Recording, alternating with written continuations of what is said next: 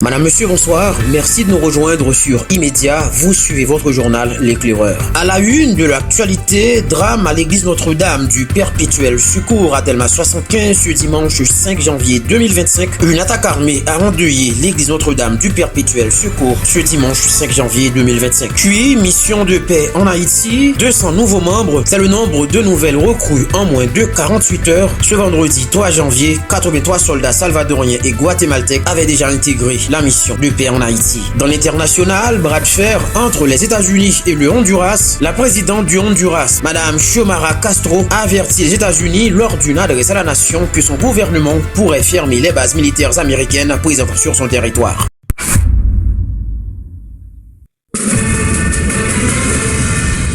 Drame à l'église Notre-Dame du Perpétuel Secours à Delmas 75.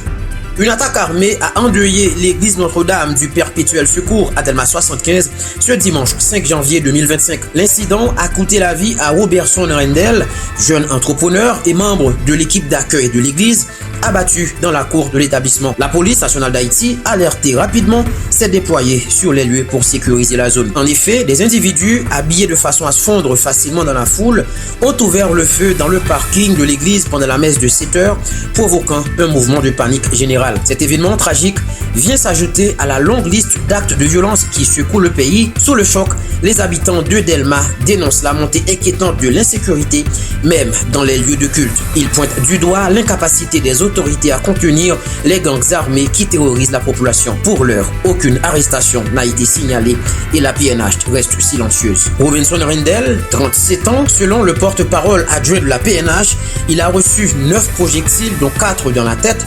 Les assassins, qui étaient au nombre de 5, se trouvaient à bord de plusieurs motocyclettes, selon les témoins. Robinson Rendel était un entrepreneur qui vendait des produits cosmétiques. Il était à bord d'une Toyota Prado noire blindée. Après le constat légal, le juge de paix Albéric Joseph Jean a ordonné la levée du cadavre. Puis, mission de paix en Haïti, la veille, vendredi 3 janvier, 80 soldats salvadoriens et guatémaltèques avaient déjà intégré la mission, portant à près de 200 le nombre de nouvelles recrues en moins de 48 heures.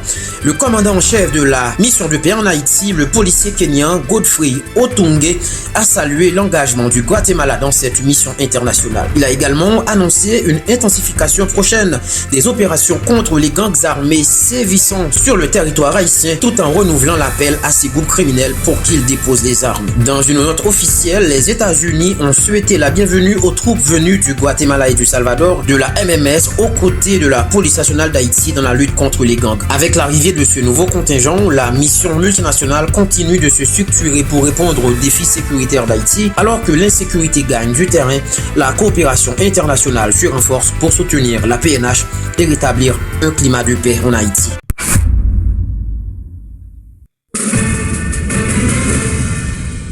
Dans l'international, bras de fer entre le Honduras et les États-Unis, la présidente du Honduras, Madame Xiomara Castro, a averti lors d'une adresse à la nation que son gouvernement pourrait fermer les bases militaires américaines présentes sur son territoire.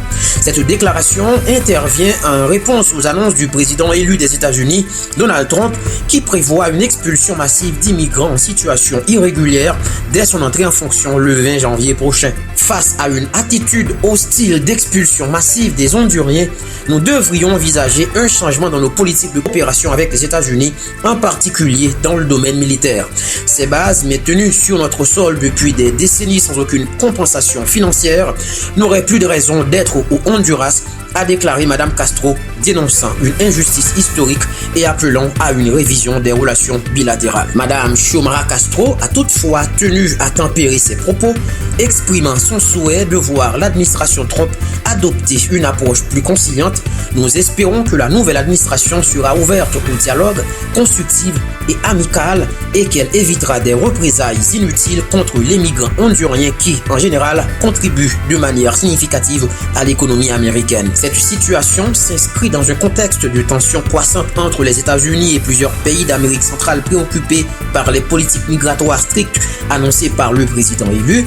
Le gouvernement hondurien, tout tout en brandissant la menace de fermer les bases militaires, semble vouloir tester la volonté de dialogue de Washington. Le ton ferme de Madame Xiomara Castro marque une nouvelle étape dans les relations parfois tumultueuses entre les deux pays.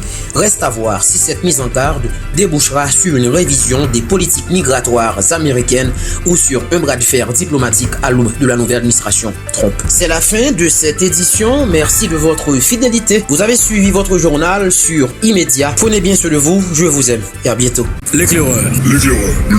Une nouvelle émission sur Immédiat. Oui, on a besoin de lumière. L'obscurité bat son plein. Vous vous sentez perdu. Pour savoir qui a dit quoi, où, comment et pourquoi, 7 jours sur 7, 24 heures sur 24 sur Immédiat. Soyez parmi les premiers branchés. Une chaîne d'information qui vous guide et vous informe, mettant l'accent sur la fiabilité et l'exactitude, analyse approfondie et perspicace des événements actuels, scoop, interview, toujours au rythme de l'actualité. L'éclaireur, votre source d'infos éclairées.